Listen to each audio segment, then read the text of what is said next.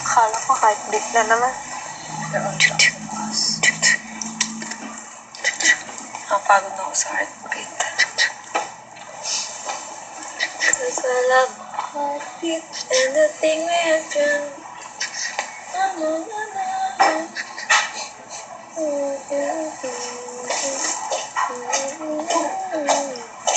Alam mo, nakakataba yung paras mo kumain humiga.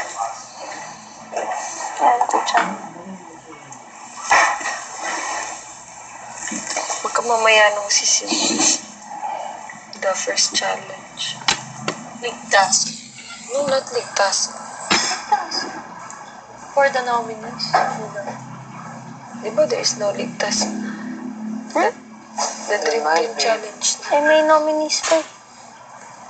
Ah, there is ligtas pa pala.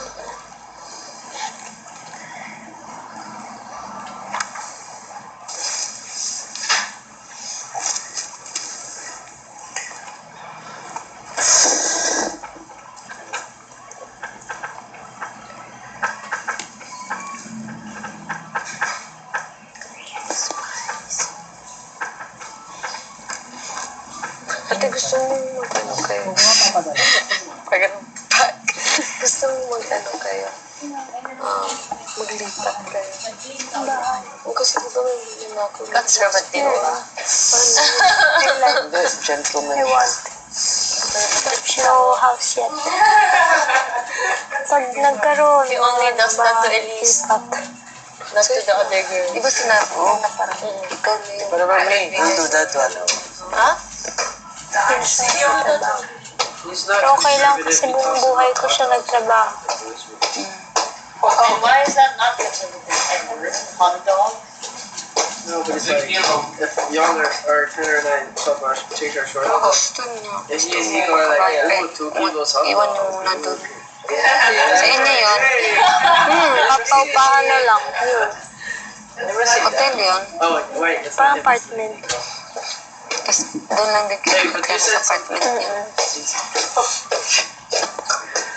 You didn't say it, but you were Hindi talaga siya safe, no? Oh, he was laughing Kasi nga at may it. mga, Yeah. dami na nangyari Laughing doon. at it, yeah.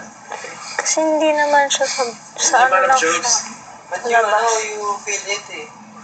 Tapos ang dami na nakakalam na dyan katimira. Meron. May hot dog? So, when Nico said, Wala, paano na yun? you Meron nga nag... The struggle is real. Happy 24. Ano ate? Merong. Mag-workout na kayo? Ito ang siya ni Kuya. Thank you siya. After mo, workout tayo. Ate, ano merong? Gusto niya mag-abs na kasi. T-shirt eh. Gusto niyo magpa-out para sa ito? Teens. Hindi. Nung teens. Kabataan. Ano meron? Na. Sabi ko. Wala. Sabi mo merong. Ay, merong nakakita sa'yo. Nagulat ako. Merong pumunta sa bahay namin na mga fans. Okay lang naman sa akin. Pero nagulat lang ako paano nila nalaman.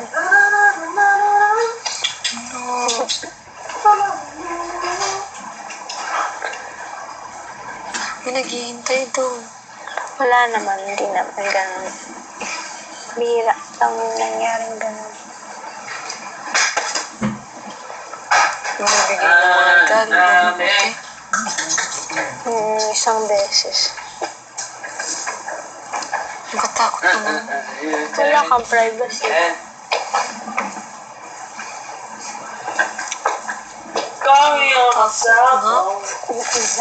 Tapos meron pa one time, kakauwi lang namin, nasa kotse pa kami. Wala kaming kasangkay. So si mami lang nagbubukas ng gate din. Tapos, merong lalaking paikot-ikot. Parang nakatat itsura. Nakakap siya. Itim. Tapos merong Lakad-lakad lang siya, tumitingin, ganyan. So, hindi bumababa si mami ng kotse para buksan yung gate. Hintay muna namin siya umalis. Pero hindi siya umaalis, so binuksan na namin yung gate. Tapos maya-maya, may kumatok sa bintana ko. Nang bilis. Sabi sa gulat ako. Pagtingin ko, putek si Makoy. Ano ko yung ano? Hindi. Siya yung kumatok. Pero nakakap din kasi siya. Kala namin, siya lang yung lumalakad. Pero hindi, may iba pa. Nagkataon lang na nandun si Makoy. Sa bintana. Hindi pa Sa paano Sa kotse. May dinaan. May binigay. Kaya sabi namin, Makoy, dito ka muna kasi may lalaking pa lakad-lakad. Kamukha niya eh, nakaitim din, tapos nakakap. So, pumasok na kami ng bahay sa kotse. Baliw! Mama! Pasapos. Tapos nung pumasok na kami nung garahe, sinara yung gate. Doon pa din siya. Paikot-ikot. Tumitingin lang. Nakakatakot. Katakot naman. Kailan yun nangyari? Ito lang, bagong pumasok dito. Sa December. Kaya nga ay nakakatakot. Kasi, problema doon yung, di ba yung unit namin, tapos yung katabi namin, yung kapatid ni mami, yung tita ko. Ang trabaho niya, operator ng mga taxi. So, dati, madaming taxi sa baba. Nandun lahat yung mga taxi niya. Yung mga driver. Iba-iba. Diba hindi mo naman makikilala talaga. Kaya nga yung nung napasukan kami one time, parang pinasok yung bahay ng tita ko. Tapos sinaksak siya. Pero hindi humihingi ng pera. Walang ninakaw na kahit ano. Feeling ko gusto siyang gasain. Inasa siya. Hindi, parang maayaw siguro yung tita ko, sinaksak na lang. Saan niya sinaksak? Kalimutan ko dito ata. Tapos, kasi yung tita kong yun, pag nagalit, grabe, sa mga driver na, maraming galit sa kanang driver. Kaya feeling ko, yung isa dun sa mga naggawa sa kanya ng driver din. Kaya nakatakot kasi sa baba namin. Ibang lalaki, kasi nga yung taxi, mga driver, lagi namang palit-palit yung driver kung sino sila. Kilala ka nila. Hindi ko alam. Hindi nga ako nagpapakita sa babae kasi pangat kasi yung lalaki nasa baba. Katakot naman yung lugar niya, ate. Ayun.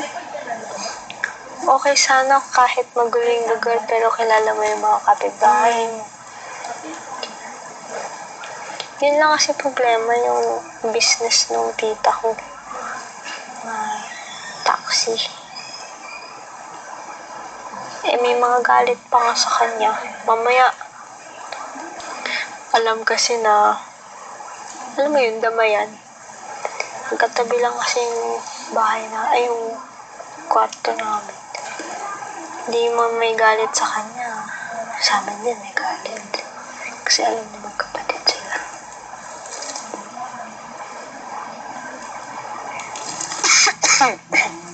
Saan yun sa inyo ba? Sa Mandaluyong. Ang dati. Sa tita yun. Mandaluyong. Ha?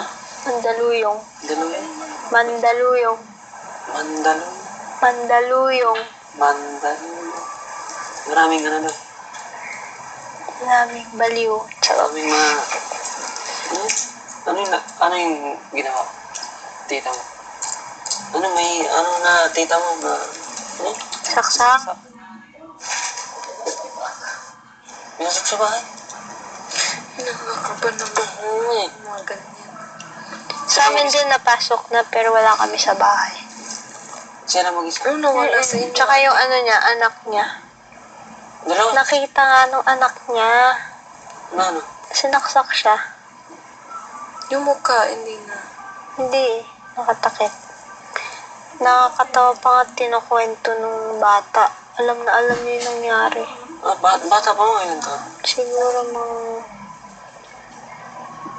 6, 7. 6 ka. Marunong niya nung salita. Umiiyak siya nun. Kinukwento niya.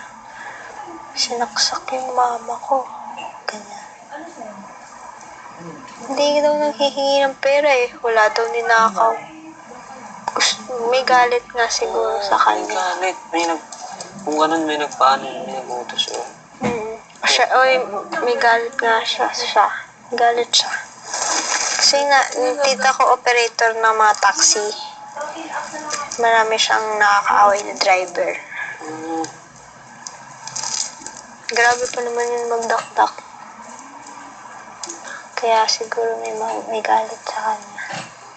Pasukan na yung bahay niyo rin. Tapos Anong nawala? Lahat. Mga lahas nung nanay ko, ganyan. Laptop ko, mga electronics. Lahat. So, ano? Umiiyak kayo. Iniwan lang yung TV kasi yung TV hindi siguro mabuhat. Super iyak niya ate. Nakakatakot pag makita mo gulo-gulo yung mga gamit nyo. Kasi nga napasukan kayo. Tapos yung pinto sira. Birthday pa nung nanay ko nung nangyari yun. Parang alam nila na aalis talaga kami ng bahay. Oo, pinagpaplanuhan na. Eh, kasi ano naman eh, Kailan yung birthday walang lalaki mo, sa'yo. Wala nga. Yun pa isa. Walang Sa lalaki. dalawang bahay, yung unit ng tita ko, tsaka yung unit namin, alam na walang lalaki Oo, talaga. kaya matapang sila papasok. Wala kaming lalaki sa bahay. Nga. Kaya matapang yung papasok mo. Grabe, kinuha yung vlog. May bebenta nila. Oo. Mga alahas. Lahat ng magnanakaw, yung Iyak kukunin yung nila yung mama mo. magbenta nila. Tsaka na, ang galing nila kasi tatago mo sa hindi nila makikita sa mga Kaso kailangan nyo ng Ayan. medyas. Diba nakarolyo yung medyas? Doon may lalagay. Nahanap nila. Ano yung nila na Ganun alam mo na. sa amin, yung sa taas? No, marami.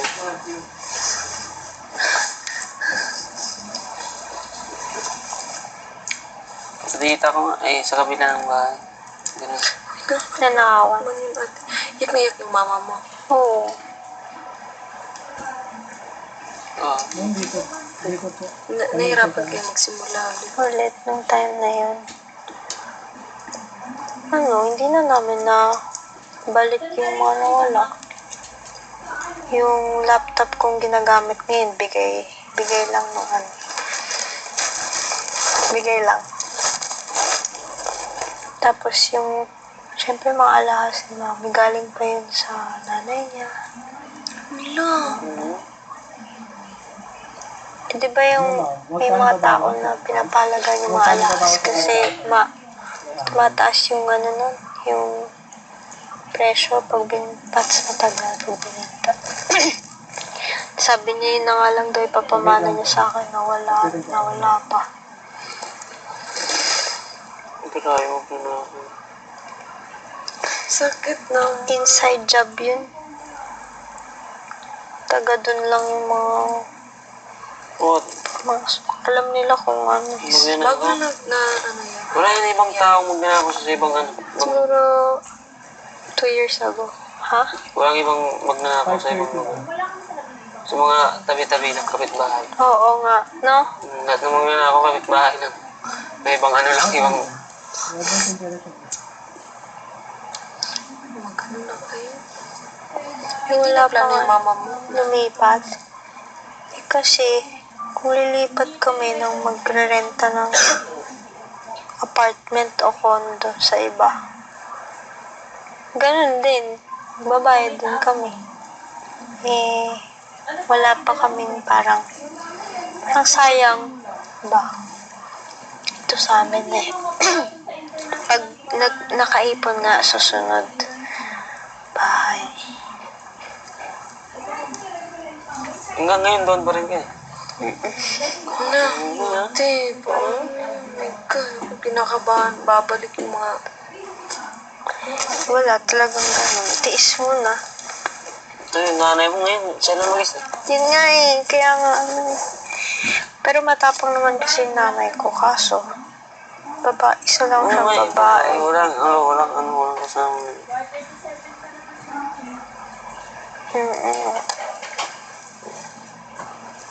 Kinakabahan ako. Bahay. Paano kaya ginagawa?